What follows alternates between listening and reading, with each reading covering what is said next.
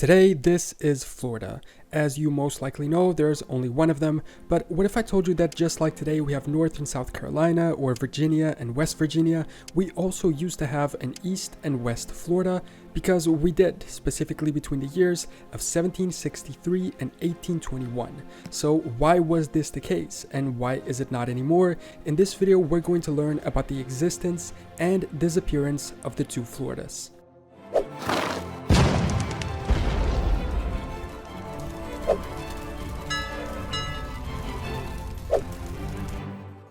Understanding the historical context is the best way to understand this topic. The territory we know today as Florida, which includes the Florida Peninsula but also its panhandle, used to be separate.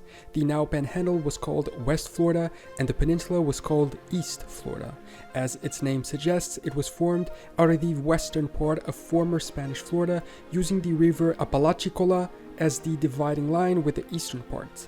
Pensacola was its capital settlement, and at its maximum extent, their territory extended into what is today the Florida Panhandle, as well as small areas of what are today Louisiana, Mississippi, and Alabama, because West Florida also included lands taken from French Louisiana before it was sold to the US, as the Spanish temporarily administered these territories on behalf of the French. But before the US were even created and bought Louisiana off of France, another territorial purchase was made between Great Britain and France and Spain.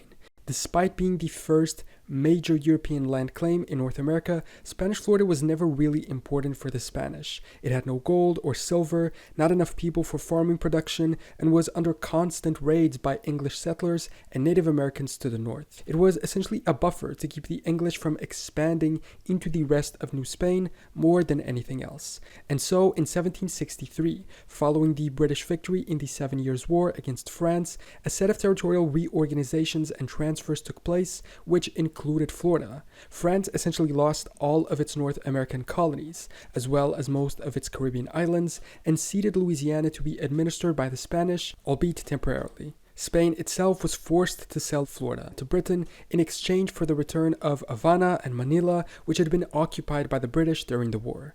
And so, La Florida became British, with its few Spanish inhabitants moving to Cuba. Funnily enough, centuries later, the opposite migration pattern would take place, as many Cubans fled the island towards Florida due to the Cuban Revolution, some perhaps returning to the land their Spanish ancestors had first settled in North America. As the newly acquired territory was too large to govern from one administrative center, the British decided to divide it into two new colonies separated by that Apalachicola River, West and East Florida.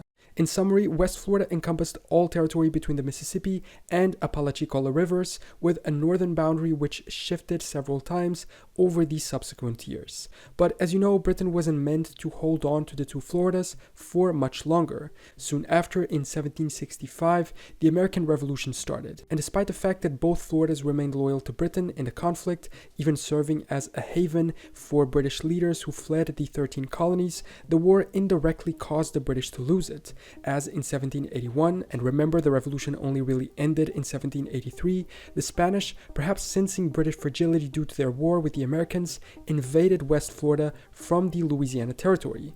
After the war, Britain ceded the two Floridas back to Spain, who kept the West-East administrative divide.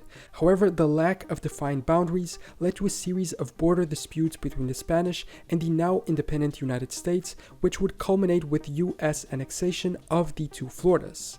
This dispute, which only focused on the boundaries of West Florida, lasted for about 37 years, and it had two key moments. The first was a moment of initial disagreement over the boundaries inherited by Spain from the British, essentially disputing which parallel line defined the northern border. The US asserted that the land between the 31st and 32nd degrees had always been British territory and so rightfully belonged to the United States, while Spain insisted that its West Florida claim extended fully to the 32 degrees and 22 minutes line. Regardless, this dispute was resolved with the Pinckney Treaty of 1795, named after Thomas Pinckney, who negotiated the treaty for the US.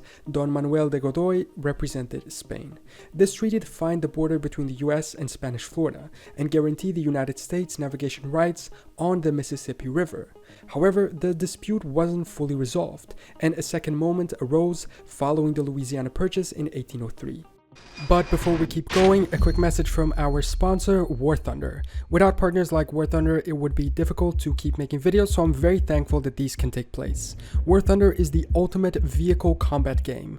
In it, you can pilot and command a vast array of over 2,500 tanks, planes, helicopters, and ships from 10 major nations, and through them experience the evolution of warfare from the biplanes and armored cars of the 1920s to today's cutting-edge fighter jets and battle tanks. The game is actually super fun. I've played it myself even before the sponsorship. You really get to immerse yourself in some adrenaline pumping combat. They have meticulously detailed vehicles, lifelike graphics, and authentic sound effects. It's really very impressive, and as a fan of history, it made me like the game even more. There's even a super cool damage X-ray view, so when you destroy an enemy, you'll see precisely where the shell penetrated, which components were affected, and what ultimately led to the destruction of the vehicle, teaching you a lot about how they work. They have a global community with over 70 million players. You heard that right, 70 million. That's like 7 times the population of Portugal. And you can start playing with them today. It's fun, it's free, available on both PC and consoles. There's really no reason for you to not try it. Use the link in the description to sign up and enjoy a massive bonus pack available for new and returning players that haven't played for the last 6 months at least, with multiple premium vehicles and an exclusive vehicle decorator. And now back to the video. You see, Louisiana had now been given back to France by Spain, and while the US only wanted to buy the city and port of Louisiana itself from the French, France decided to sell them the whole territory, as they seemingly gave up on the idea of having a colonial empire, partly because of their failure to put down a rebellion in Haiti, partly because they wanted to focus all their resources in conquering Europe. And so, buying Louisiana from the French, the US now had another border dispute with the Spanish territory of West Florida. Sure, the northern line was resolved, but what about the western one? Because unknown to the Americans, in 1762, France signed a secret treaty with Spain that, upon being revealed in 1764, had effectively ceded all French lands west of the Mississippi River, plus the island of New Orleans, to Spain. The Spanish were quick to annex this to their territory of West Florida. And so when the Americans bought Louisiana off the French, they felt like they were entitled to this secretly ceded land, and thus a part of what was de facto Spanish West Florida. This controversy led to the secession of that part of West Florida, known precisely as the Republic of West Florida, from Spanish control in 1810, and its subsequent annexation by the United States. The legitimacy of a local revolt seems to be pretty non-existing, and this was fully a US-fueled movement to put pressure on the Spanish to A, cede the territory to them, and or B, agree to finally sell both Floridas to them. In fact, we later came to know how, on February 12 of 1812, Congress secretly authorized President James Madison to take possession of that portion of West Florida with authorization to use military and naval force as deemed necessary.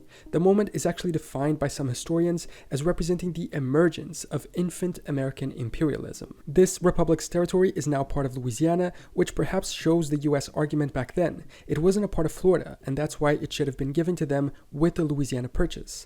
The Republic sought to control the Mobile District, which included parts of what would become Mississippi and Alabama. However, a military expedition failed to defeat Spanish forces. I think this shows us how the point of the US-led and supported movement wasn't only to get this territory they felt cheated from, but to pressure Spain to let go of all of Florida.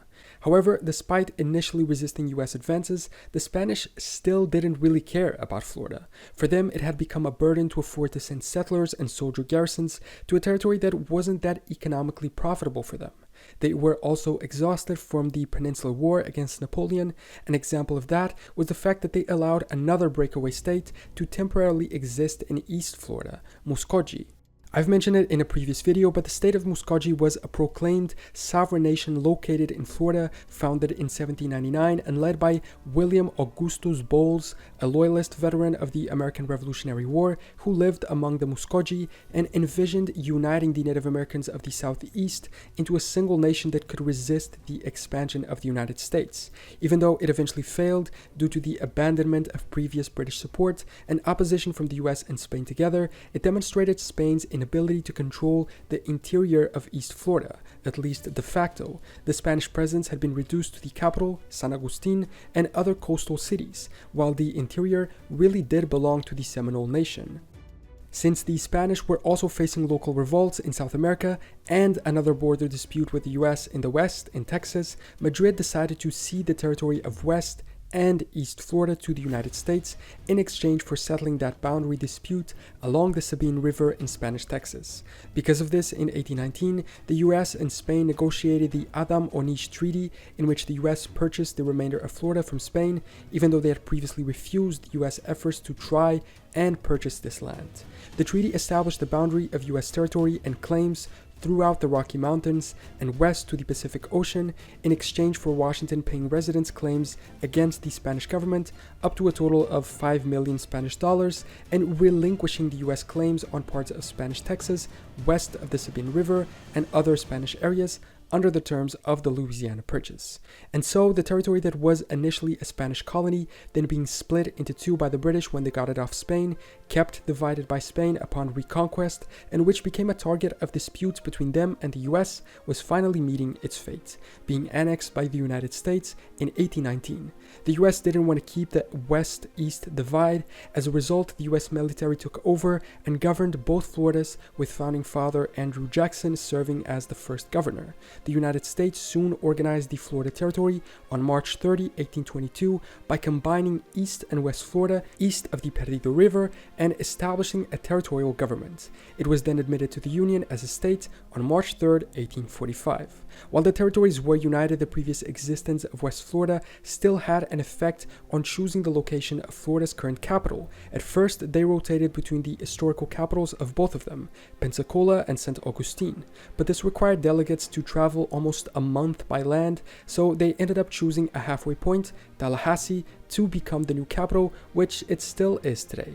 Some people still claim that Florida shouldn't have its panhandle, which essentially represents the territory of the formerly separate West Florida. Many in Alabama claim that the panhandle should be a part of their state instead, expanding their coastal access. And the truth is, local culture is closer to that of Alabama than it is to the rest of Florida. The reason why it remained part of Florida was probably the fact that it was a part of Florida since the start, even if separated at one point.